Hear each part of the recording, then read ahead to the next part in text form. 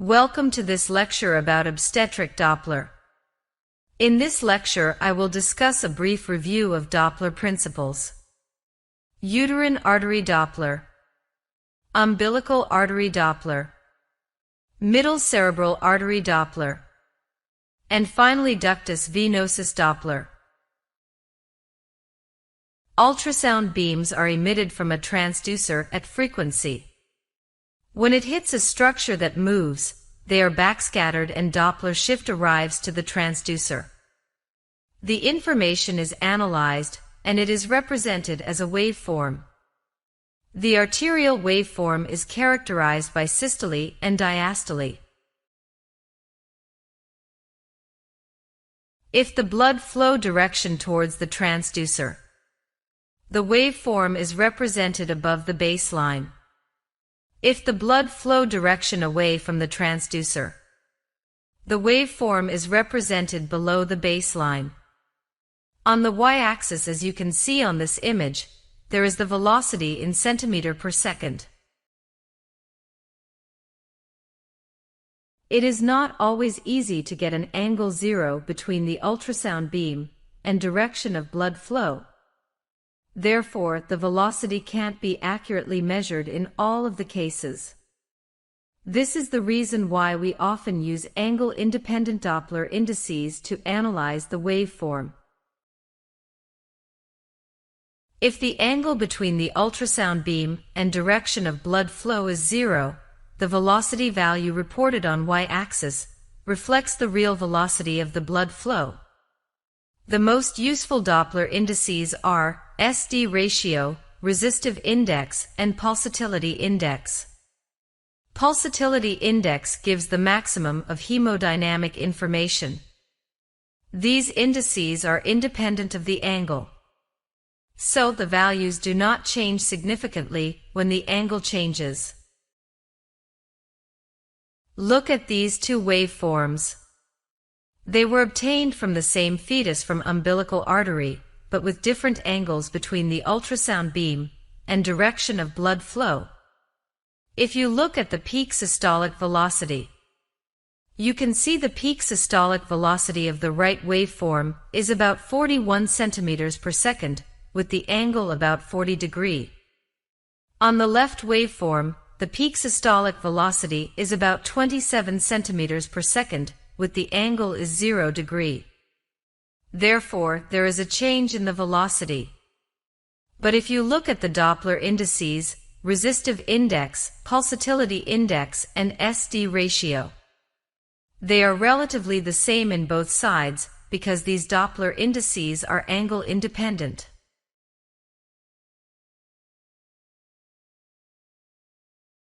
Okay, let's start with the uterine artery. The maternal side of the fetoplacental circulation is represented by the uterine artery.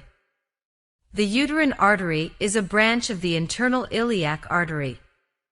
It enters the myometrium at the junction between the uterine corpus and the cervix. Doppler ultrasound examination of the uterine artery is used in the first trimester to screen for early onset preeclampsia. In the second and third trimesters, Doppler ultrasound of the uterine artery is used in the evaluation of suspected intrauterine growth restriction.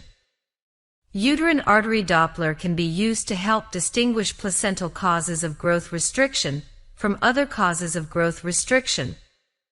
Typically, this screening test is done at 20 weeks of gestation, and if abnormal, it is repeated at 24 weeks of gestation.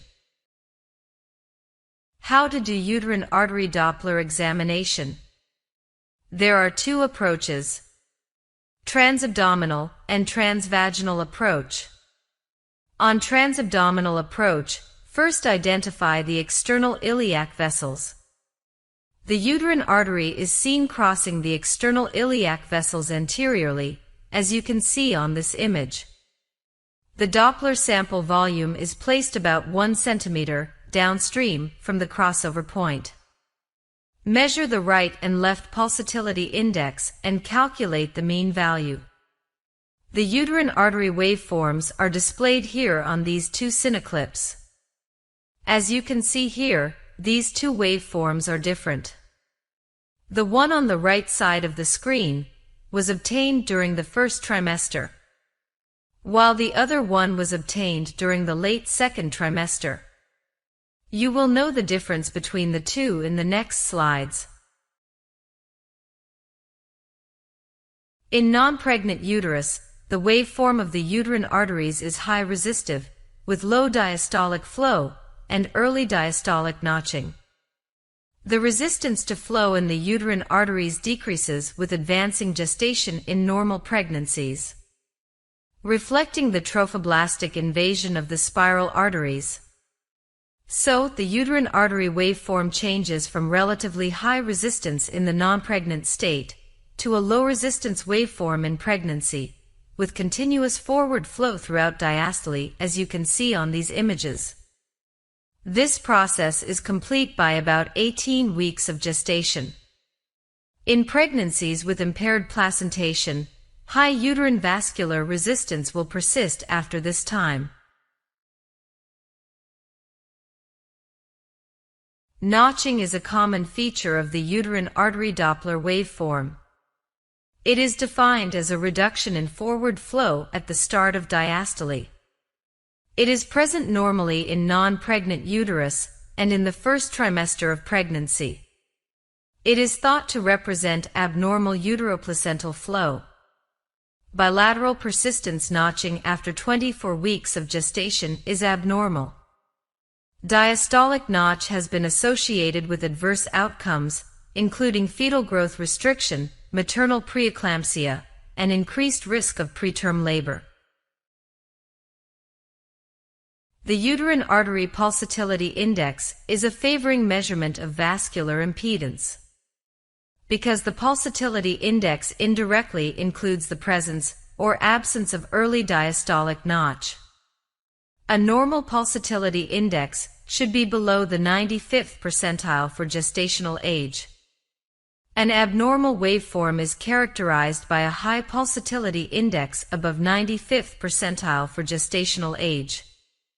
Persistence of bilateral diastolic notch beyond the 24 weeks of gestation is also abnormal.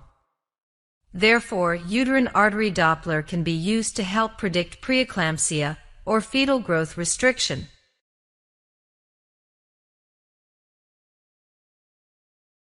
In the fetus, the umbilical arteries arise from the internal iliac arteries and are responsible for carrying deoxygenated fetal blood to the placenta.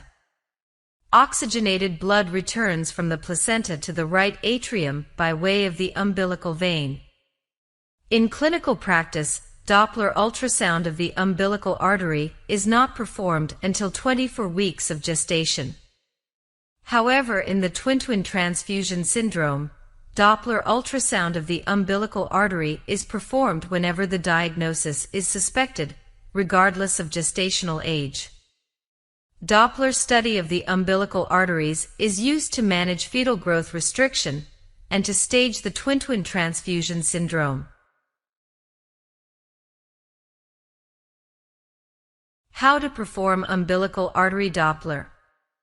The International Society of Ultrasound in Obstetric and Gynecology guidelines recommended sampling umbilical arteries in free-floating loops of umbilical cord in singleton.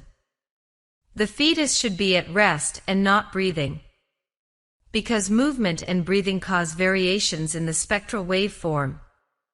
The angle of insonation is not crucial, because all Doppler measurements used are angle independent. However, an angle close to 0 degree results in the best Doppler shift and best waveform. The resistance within the umbilical arteries, which is recorded as the pulsatility index, reflects the resistance to flow within the placenta. In a normal functioning placenta, the resistance to blood flow should steadily decrease throughout the pregnancy in response to ongoing development of the placental bed. The resistance to flow within the vessels in the placenta is normally low enough that even in diastole there is forward blood flow. As you can see in these images, there is gradual decrease in the placental resistance with advancing gestation. This is manifested by gradual increase in the diastolic flow. In normal pregnancy, the diastolic flow of the umbilical arteries cannot be detected in the first 10 weeks of gestation due to incomplete villus maturation. It can be detected by about 15 weeks of gestation with the progression of pregnancy. The pulsatility index of the umbilical artery Doppler reflects the resistance to flow within the placenta. The pulsatility index is measured and compared to the gestational age on the charts. A normal pulsatility index of the umbilical arteries should be below the 95th percentile for gestational age. In an abnormal functioning or insufficient placenta, the resistance will remain high. This will be reflected by a pulsatility index above 95th percentile for gestational age. Once the resistance reaches a critical level, blood flow during diastole will be impeded, and this is called absent end diastolic flow. Then, blood flow will be reversed back towards the fetus during fetal diastole. This is called reversed end diastolic flow. So, the natural progression seen in a fetus that is deteriorating would be a steady increase in the umbilical artery pulsatility index, followed by intermittent, then persistent absent end diastolic flow, and finally reversed end diastolic flow. A low umbilical artery pulsatility index is of no significance. Some important tips you should know in umbilical artery Doppler. If the pulsatility index is abnormal, you should sample both umbilical arteries and use the more normal value. You should sample approximately at the mid-umbilical cord. Sampling too close to the fetal abdomen may produce a falsely elevated pulsatility index value. Perform Doppler at the start of the examination, and if abnormal, repeat at the end of the examination. During fetal breathing movements, there are variations in the shape of waveforms from fetal vessels. Therefore, Doppler examination should be conducted only during fetal apnea and in the absence of fetal hiccup or excessive movement.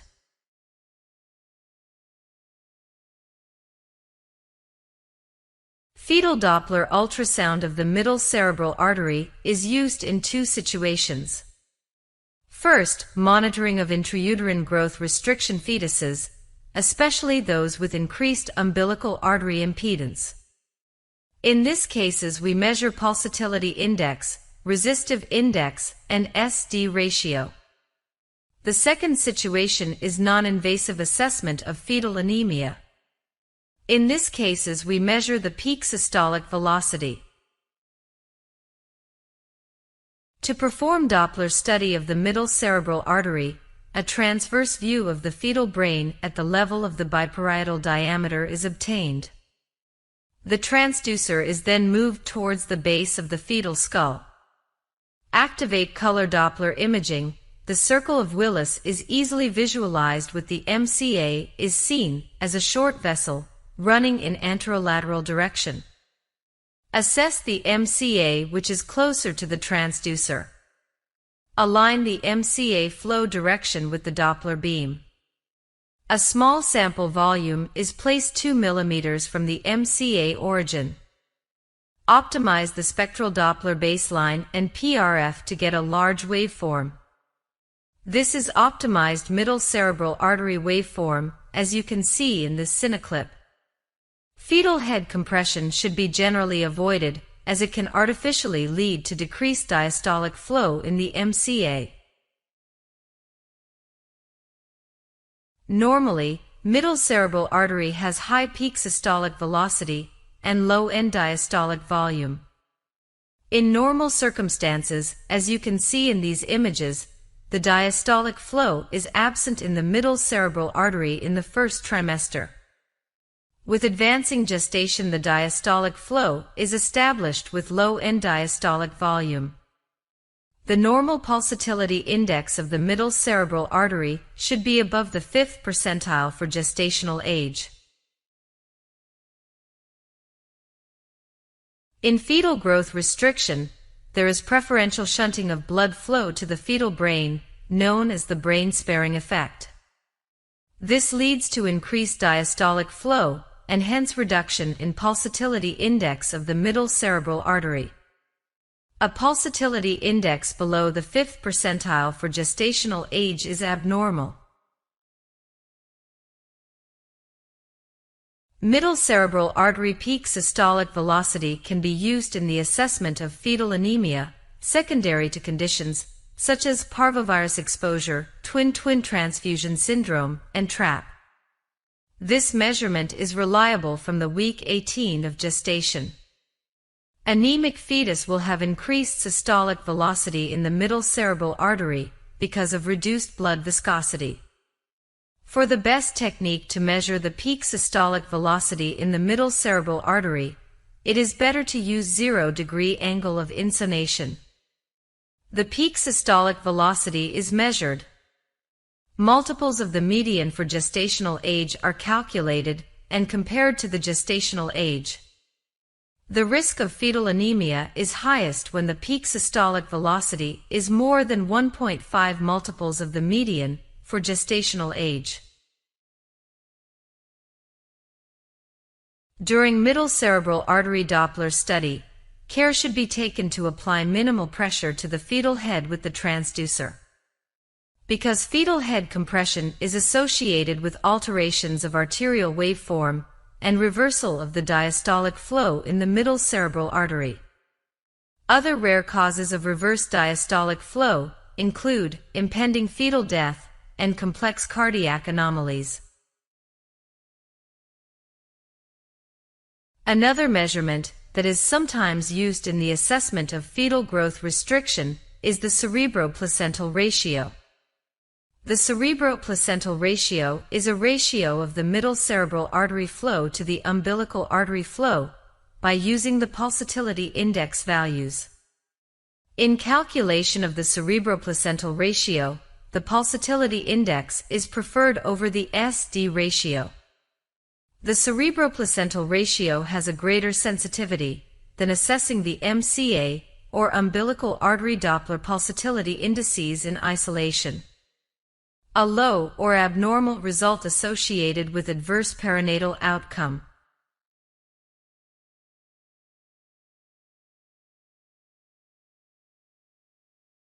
Ductus venosus is a small trumpet-shaped connection between the umbilical vein and the inferior vena cava. It carries the oxygenated blood from the umbilical vein to the inferior vena cava. Doppler study of the ductus venosus for aneuploidy screening is performed between 10 and 14 weeks gestation, often in combination with evaluation of nuchal translucency.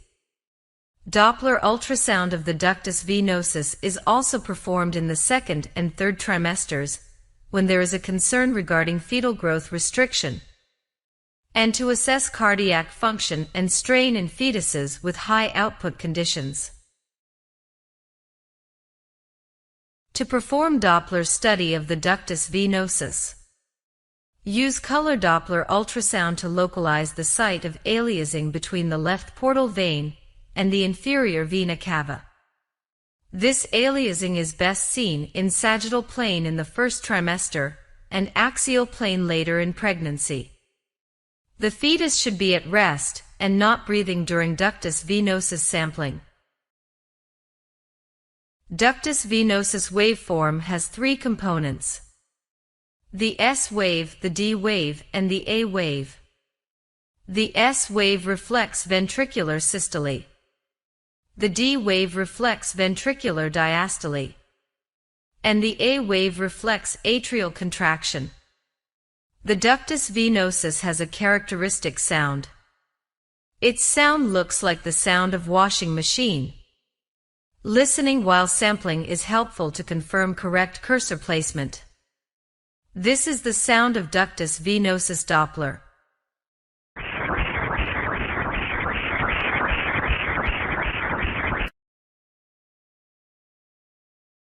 Abnormal findings include the absence or reversal of the A wave. This is associated with increased risk of aneuploidy and congenital heart disease. In monochorionic twins, reversal of the A wave is a marker for increased risk of developing twin-twin transfusion syndrome.